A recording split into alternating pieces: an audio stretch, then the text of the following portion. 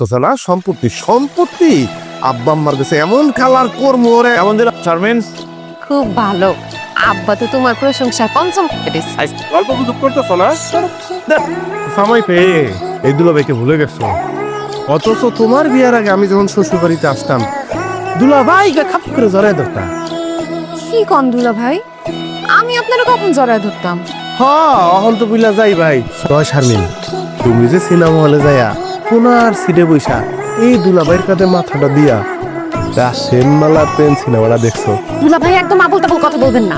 আমার জামাই কিন্তু ঘরের মধ্যে আছে, শুনলে ঠক কিছু হয়ে যায়। নাকাল কল জানলে তো কিছুটা সমস্যা হইতেই পারে। শারমিন আমি কি শুনলাম তুমি মাগুর মাছের সাথে ঘুমাইতা? আল্লাহ এই কথা শোনার আগে মাগুর মাছের মাথায় ঠান্ডা পড়লো না কেন? মাছের সাথে ঘুমাইতা এটা আমি কোনোভাবে নিতে পারতেছি না। তুমি মাথা গরম করো না। দুলা ভাই সব মিথ্যা কথা কইতেছে, আর কথা বিশ্বাস করো না। আমি যা কইছি দইরা না আমি সব মিথ্যা কথা কইছি। জ্ঞান গাছের গোড়া তুই হাসবি না। বিশ্বাস করো আলমগীর, আমি আমার দুলা ভাইয়ের সাথে ঘুমাই নাই। সে তোমার আমার মধ্যে ঝামেলা লাগানোর জন্য সব মিথ্যা কথা বলছে। সে মিথ্যা কথা বলে নাই, তার হাসি দেখে আমি বুঝতে পারছি। জি জি জি জি আমার ভাবতেও লজ্জা লাগতেছে। তুই আমার বউ, আমার বউ দুলাভাইয়ের পাশে ঘুমায়, তার কাছে মাথা রেখে সিনেমা হলে গিয়ে সিনেমা দেখে। না না না এসব আমি মানতে পারতেছি না। আমি আমার জীবন এক্ষুনি শেষ করবো। না না আলমগীর, তুমি এসব করো না।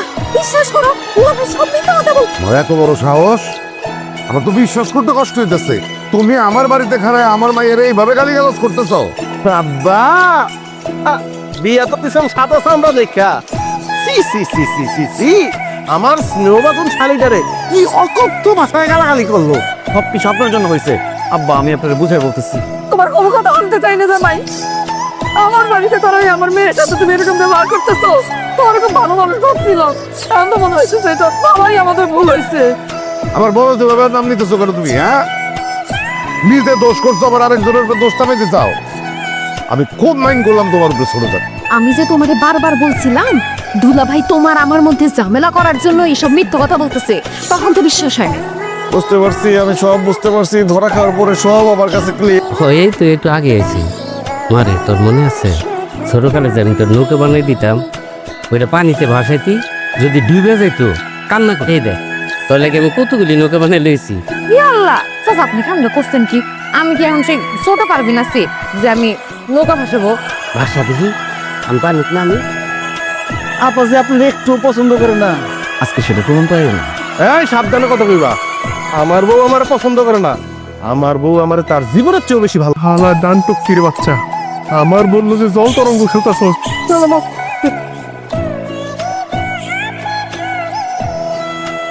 এই তো এই এগুলি কি করছিস? আব্বা এই হারামির বাচ্চারা মারতাছি, ও আমার বউর হাত ধরে কথা বলতেছে। সে কে তুমি জানো? জানি, একটা বদমাশ শালা। সে আমার পাশের বাড়িতে থাকে, আমার স্বাস্থ্য ভাই তোমার পারভিনের চাচা। সে ছি ছি ছি আব্বা, বাপের বয়সে একজন মানুষকে সে এইভাবে মারছে? সে কি মানুষ? সে তো মানুষ না, সে একটা। এই সারা বলা তো চুপ কর। আব্বা বিশ্বাস করে আমি জানতাম না যে এটা পারভিনের চাচা। আমি ভাবছি পারভিনের পুরনো প্রেমিক। জামাই, তোমার মন যে এতটা নিশ্চয় আমি কিন্তু জানতাম না। আমার ভুল বুঝেন না মা, আমি যা করছি না বুঝে করছি, সব দোষ এই মাকাল ফলের। মিথ্যা কথা। হ্যাঁ যা করতে বুঝে শুনে করছে। আমি বারবার কইলাম আমি পারবি না চাচা, পারবি না কইলো যে আমার চাষ হয় এখনে নাই। তুমি আজকে যেটা করছো খুব খারাপ কাজ করছো, খুব অন্যায় করছো। আমার মনের থেকে উঠতে গেল তুমি।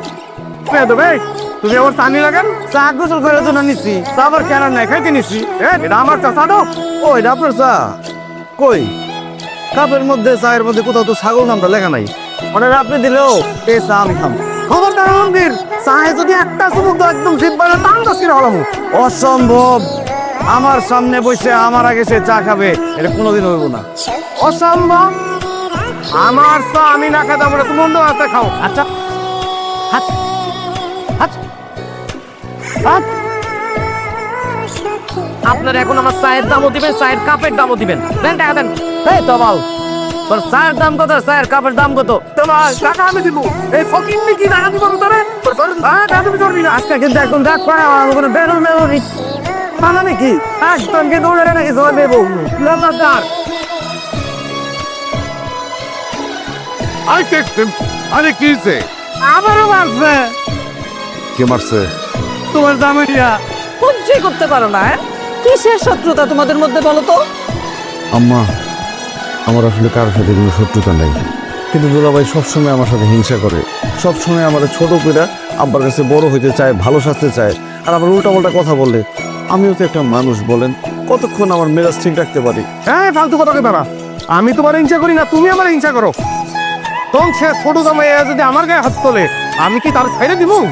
আচ্ছা, আমার জামাই আপনার গায়ে হাত তুলছে আর আপনি আপনি কি তারে আদর করছেন? আপনিও তো তার গায়ে হাত তুলছেন, তাই না? আর তোমার জামাই আমার জামাইরে খুব সহ্য করতে পারে।